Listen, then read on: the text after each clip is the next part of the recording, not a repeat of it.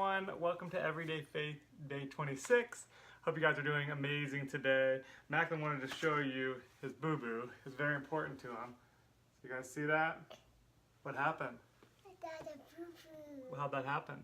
There was a big bump and I fell down. You was a big bump on your scooter and you fell down? Yeah. Okay. So he really wanted to show you all that. So you're welcome. So we're on day 26 and I'm excited about this day for a couple reasons. But let me jump into it. I'm glad he's here with me because he's a big reason I'm excited about this. So it's from Deuteronomy 10, 18, and 19. It says this: He shows love to the foreigners living among you and gives them food and clothing. So you too must show love to foreigners, for you yourselves were once foreigners in the land of Egypt. And if you continue to read it, it says, without question, this is a hot button topic, political topic across the entire world.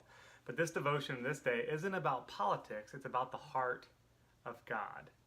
Throughout the entirety of Scripture, God gives explicit instructions to His people, to us, to care for and love foreigners, strangers, immigrants, and geographical neighbors. The heart of God is for all people, especially those who are displaced due to war, famine, or danger. Sadly, we are living in a day and age where there are more displaced people around the world than ever before. The United Nations estimates that there are over 65 million refugees and asylum seekers. That's 65 million men, women, and children who have no home and no place to return to by no fault of their own.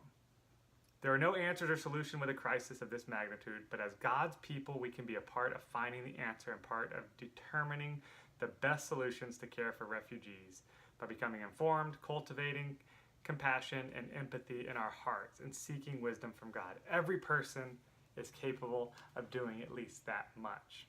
And so on a much smaller scale, we have a neighbor who just came over here from, I believe he's from China.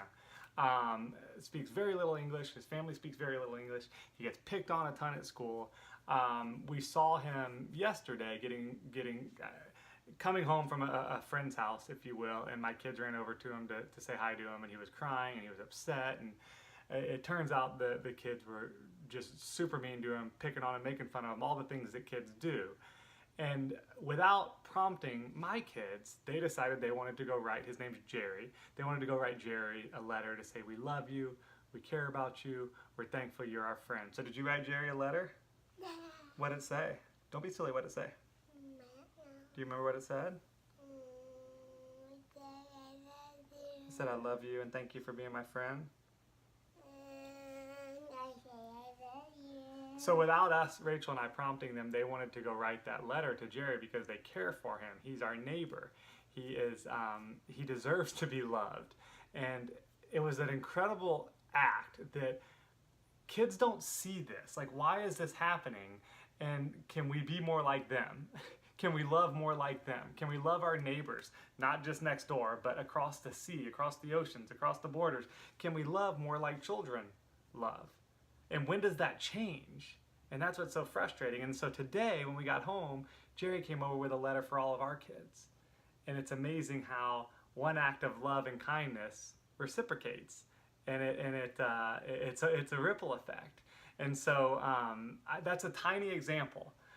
Whether Jerry was from China or Jerry was from the state over or the city over or the block over or whatever it may be, it doesn't matter. The point is, why can't we be more like that? Why can't we show love like children do?